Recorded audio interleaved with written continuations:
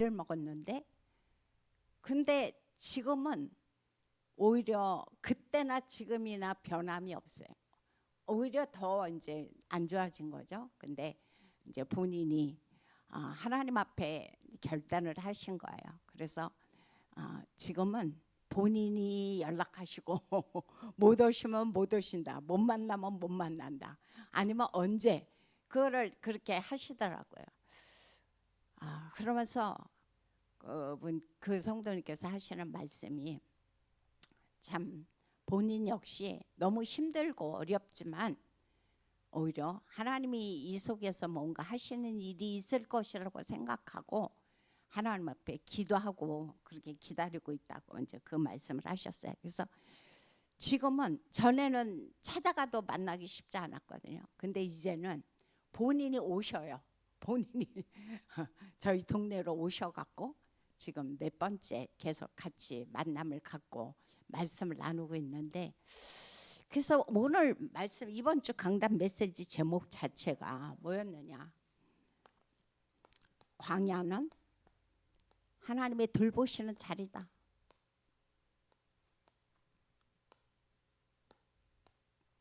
물론 수요일 날도 목사님께서 말씀을 하셨고 새벽에도 또 말씀을 하셨지만, 시간이 지나면 지날수록 진짜 메시지를 안 읽었네요. 그러고 보니까 성경 말씀을 안 읽었어. 죄송해요. 계시록을 볼게요. 계시록. 성경 말씀을 안 읽었어. 계시록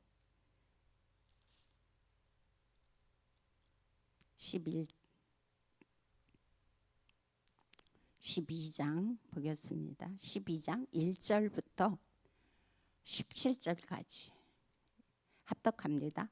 하늘에 큰 이적이 보이니 해를 옷 입은 한 여자가 있는데 그 발 아래에는 달이 있고 그 머리에는 12별의 관을 썼더라.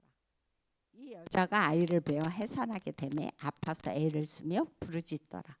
하늘에 또 다른 이적이 보이니 보라, 한 큰 붉은 용이 있어 머리가 7이요 뿔이 10이라. 그 여러 마리에 7 왕관이 있는데 그 꼬리가 하늘의 별 3분의 1을 끌어다가 땅에 던지더라. 용이 해산하려는 여자 앞에서 그가 해산하면 그 아이를 삼키고자 하더니 여자가 아들을 낳으니 이는 장차 철장으로 만국을 다스릴 남자라. 그 아이를 하나님 아까 그 보좌 앞으로 올려가더라. 그 여자가 광야로 도망하며 거기서 1260일 동안 그를 양육하기 위하여 하나님께서 예비한 것이 있더라. 하늘에 전쟁이 있으니 미가엘과 그의 사자들이 용과 더불어 싸울세. 용과 그의 사자들도 싸우나 이기지 못하여 다시 하늘에서 그들이 있을 곳을 얻지 못한지라. 큰 용이 내어 쫓기니 예뱅 곧 마귀라고도 하고 사탄이라고도 하며 온 천하를 꿰는 자라. 그가 땅으로 내쫓기니 그의 사자들도 그와 함께 내쫓기니라. 내가 또 들으니 하늘에 큰 음성이 있어 이르되 이제 우리 하나님의 구원과 능력과 나라와 또 그의 그리스도의 권세가 나타났으니 우리 형제들도 참사하던 자 곧 우리 하나님 앞에서 밤낮 참사하던 자가 쫓겨났고 또 우리 형제들이 어린 양의 피와 자기들이 증언하는 말씀으로써 그를 이겼으니 그들은 죽기까지 자기들의 생명을 아끼지 아니하였도다. 그러므로 하늘과 그 가운데 거하는 자들은 즐거워하라. 그러나 땅과 바다는 화에 쓰러져 있는 마귀가 자기의 때가 얼마 남지 않은 줄을 알므로 크게 분내어 너희에게 내려갔음이라 하더라. 용이 자기가 땅으로 내쫓긴 것을 보고 남자를 낳은 여자를 박해하는지라. 그 여자가 큰 독수리의 2 날개를 받아 광야 자기 것으로 날아가 거기서 그 뱀의 낯을 피하여 한 때와 2 때와 반 때를 양육받으며 여자의 뒤에서 뱀이 그 입으로 물을 강같이 토하여 여자를 물에 떠내려가게 하려 하되 땅이 여자를 도와 그 입을 벌려 용의 입에서 토한 강물을 삼키니 용이 여자에게 분노하여 돌아가서 그 여자의 남은 자손 하나님의 계명을 지키며 예수의 증거를 가진 자들과 더불어 싸우려고 바다 모래 위에 섰더라. 아멘.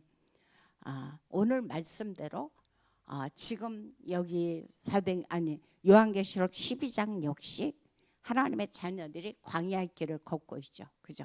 그래서 이 광야는 뭐다? 하나님의 돌보시는 자리다. 그래서 지금 말씀드렸던 그 성도님들 같이 본인들이 지금 광야의 길을 걷고 있고 지금 어려움을 당하고 있지만 오히려 그것을 통해서 더 하나님과 가까이 하게 됐고 그것을 통해서 진짜 하나님이 당신에게 어떻게 일하시는지가 보여지는 그런 축복의 시간이었다고 고백을 하더라고요. 그래서 이것을 보면서 광야는 단순히 그냥 하나님이 돌보시는 자리가 아니고 하나님께서 뭐 하는 자리야? 내가 영적으로 성장하는 자리다. 그래서 너무너무 감사한 거죠. 이렇게 광야를 통해서 하나님이 나를 성장케 만드시면서 또 우리 한번 신명기를 봅니다. 신명기 32장 10절 한번 보겠습니다. 신명기 32장 10절.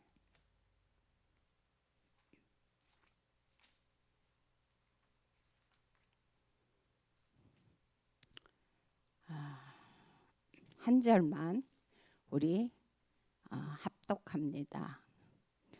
여호와께서 그를 황무지에서 짐승이 부르짖는 광야에서 만나시고 호위하시며 보호하시며 자기의 눈동자같이 지키셨도다 그랬어요. 그래서 광야라는 것은 나를 하나님이 돌보시는 자리이기도 하지만 나의 영적인 것이 성장되는 자리요. 오늘 신명기 32장 10절에 보니까 하나님이 나를 보호하시는 자리라고 그랬어요. 보호하시는데 어느 정도로 보호하시냐? 지금 눈동자같이. 성경에 보면 눈동자같이 나를 지키신다는 말씀이 많이 나와요. 그 말씀은 뭡니까? 나를 아주 세밀하게 아주 깊게 나를 조심스럽게 나를 보호하신다는 거죠. 그래서 우리 눈에 뭐가 조금만 티끌이라든가 뭐라도 들어가면 우리도 모르게 눈을 깜빡해서 그러잖아요. 하나님이 우리의 눈동자를 보호하시는 것처럼 하나님은 이 광야를 통해서 우리를 지키시고 보호하시는 그런 축복의 자리라는 사실을 우리는 너무도 잘 알고 있죠. 그래서 이 광야는 우리에게 어떤 시간이냐? 지금 말씀하신 거는가? 오히려 내가 어떤 문제와 고난을 당하는 게 아니고 뭐다? 하나님이 일하시는 시간이다. 그래서 우리가 하나님 앞에 할 거는 딴 것이 없다. 감사밖에 없다는 생각. 그 광야가 어떤 길이든 간에 사람마다 다 다르죠. 근데 그 광야가 어떻든 간에 하나님은 그거를 통해서 우리로 말미암아 이렇게 영적으로 업그레이드 시키고 우리가 살아가는 데 있어서 이 모든 것을 통해서 우리가 알지도 못했고 예기치도 못했던 엄청난 은혜를 우리에게 주신다라고 우리에게 오늘 또 이번 주 강단을 통해서 말씀을 하셨어요. 그래서 이사야서 이번 주일 43장에서 18절부터 19절에서 그런 말씀을 하셨죠. 하나님은 뭐라고 그랬습니까? 새 일을 행하시겠다.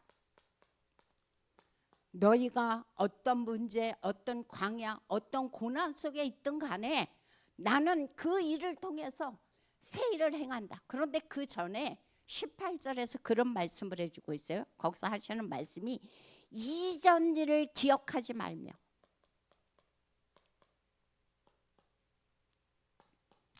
옛적 일을 생각하지 말라 그랬어요. 이거는 정말 너무너무 중요한 말씀이죠. 계속 목사님들마다 하시는 말씀이 과거를 복음으로 편집하지 않으면 그 과거를 통해서 하나님이 우리에게 준비하신 새 일 속으로 내가 나가지 못한다는 거예요.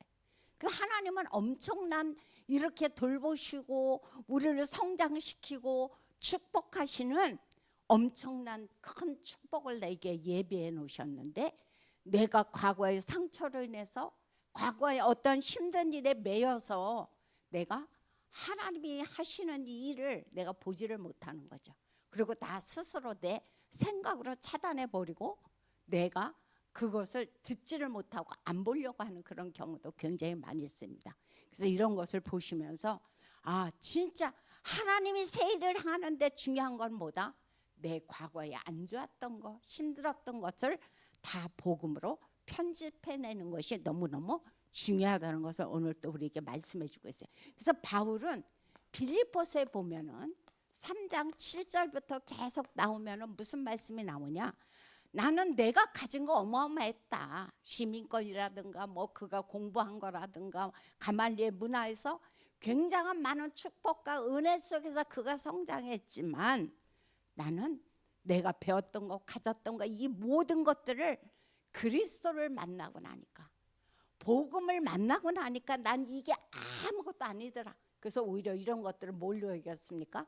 배설물로 여겼다라고 바울은 고백을 해주고 있습니다. 그래서 나는 이제 내가 그동안 광야의 길을 어마무시하게 많이 겪었다고 그랬어요. 진짜 뭐 40에 한 번 맞는 태장을 또 맞기도 하고 뭐 광야에서 계속 고난도 가고 짐승에게도 먹힐 뻔했고 뭐 감옥에도 많이 갔고 사람들에게 진짜 모함도 많이 당했지만 이 모든 것들이 이제 나에게는 하나님을 더 깊이 알게 되는 진짜 오직 하나님만 만나는 축복의 시간이었다. 그래서 바울이 고백하는 것은 뭐다? 나는 이제 뒤의 것은 다 잊어버린다. 그러면서 이제는 뭐예요? 앞에 푯대를 향해서 내가 나아간다라고 말씀해 주고 있습니다. 이게 바로 뭡니까? 하나님이 새 일을 행하시는데 내 마음이 준비되어지는 거죠.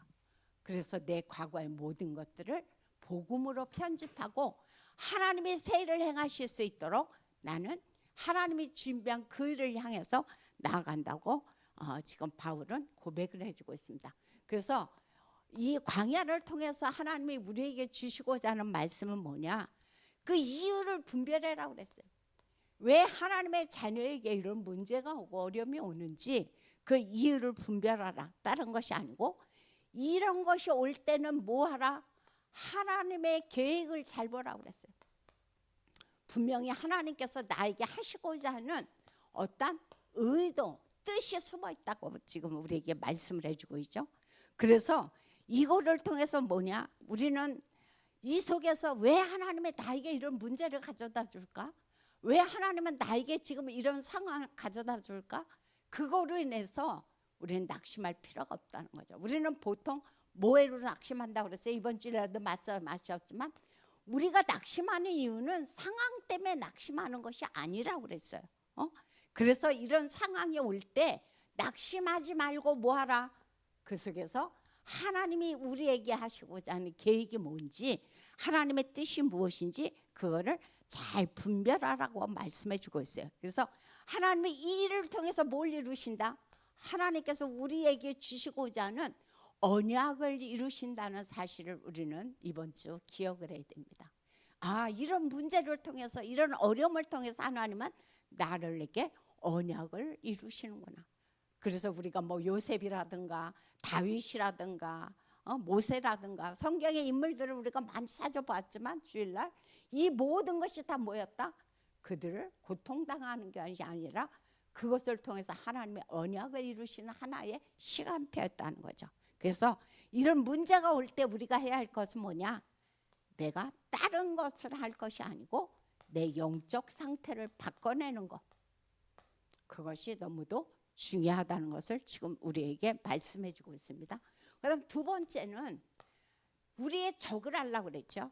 오늘도 지금 내 적이 지금 우리 계시록 12장에서 하시는 말씀이 옛뱀, 뭐 큰 용, 그다음 여기서 지금 이제 사단의 그 속이는 자라고 그랬어요. 마귀라고 그랬어요. 그래서 내게 있는 적은 사람이 아니라는 거죠. 근데 우리는 보통 이제 사람으로 내 주변에 나를 힘들게 하는 사람이 내 적이라고 우리는 많이 그렇게 이제 착각을 하는데 내 실제 적은 이것이 아니고 오늘 말씀하셨던 것처럼 영적인 이런 세력들이 우리의 적이라는 것을 지금 우리에게 말씀을 해주고 있습니다. 그래서 사단의 그 속성은 뭐다? 속이는 자라고 그래요. 속이는 자. 어떻게 속이느냐? 스스로 속이는 자다 그랬어요. 그래서 속이는 자로서 우리가 그 토요일 날도 말씀을 들었지만 핵심에선가 말씀을 하셨는데 어떤 말씀을 하셨냐면 사단은 우리를 속이는데 뭐를 가지고 속이느냐? 하나님의 자녀를 우리가 점집이 우후죽순처럼 많이 늘어나죠. 근데 요즘 젊은 애들에게는 이제 그런 거 말고 진짜 부담 없이 볼 수 있는 이제 그런 것들이 굉장히 많이 있어요. 그래서 뭐 점집이라든가 또는 뭐 굿 같은 것들을 통해서, 그리고 또 사단은 이런 것들을 통해서 우리를 끊임없이 제사라든가 굉장히 많이 있죠. 사단이 속이는 것들은. 그러니까 이런 것들을 통해서 하나님의 자녀를 속이는데, 여기에 우리가 속지 말라는 것을 우리에게 말씀해 주고 있어요. 그래서 사단은 뭐하냐? 밤낮 지적질을 한다 그랬어요. 지적질. 그래서 욥기 1장에 보면은 9절서부터 11절에서 그런 말씀을 해주고 있습니다.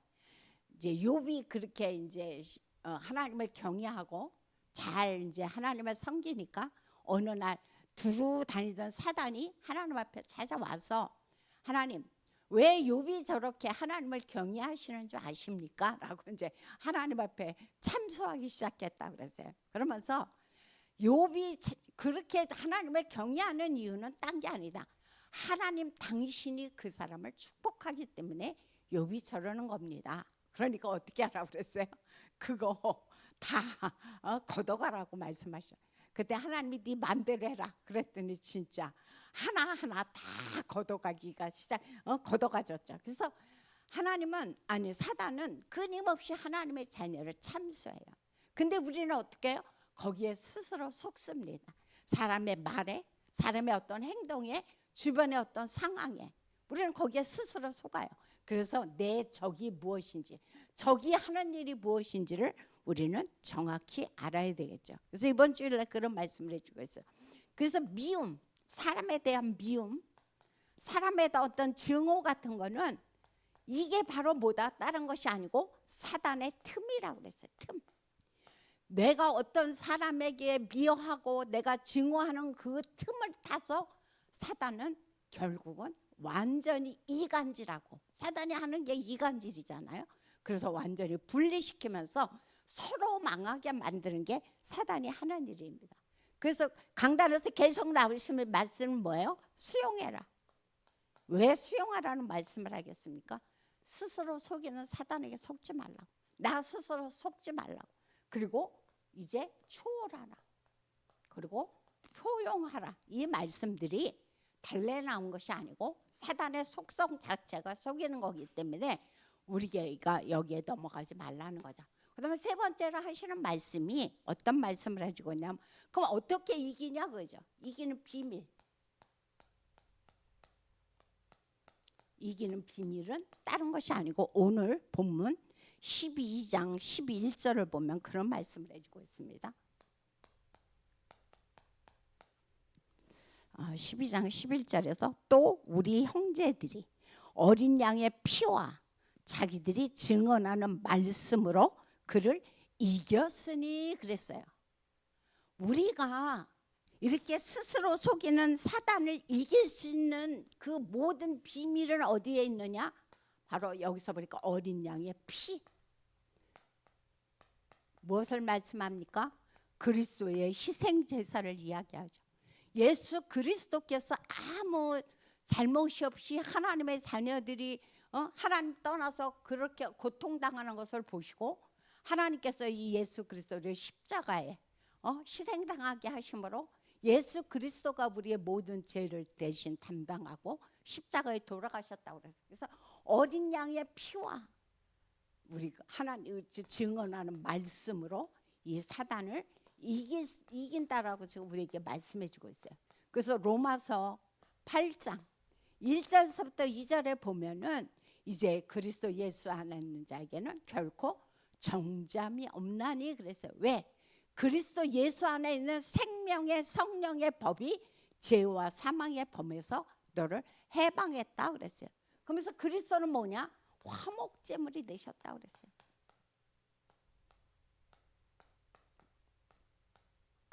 그래서 우리가 이기는 비밀은 다른 것이 아니고 예수 그리스도의 피를 의지하고, 그리고 우리가 하나님이 우리를 통해서 세상에 나가서 복음 증거하는 일, 이 일을 통해서 사단은 완전히 무릎 꿇는다는 말씀을 지금 우리에게 말씀해 주고 있습니다. 그래서 결론에 대해서 우리가 말씀을 나누자면 다른 것이 아니고 오늘도 하시는 말씀이 다른 것이 아니에요. 광야는 내가 당하는 자리가 아니다. 고난을 당하는 게 아니다. 내가 그걸로 해서 실패하는 것이 아니고 하나님이 돌보시는 자리요, 눈동자같이 보호하시는 자리다 그랬어요. 그래서 저 같은 경우는 고백하자면 저에게 있어서 광야는 어떤 자리였느냐? 예수만이 그리스도.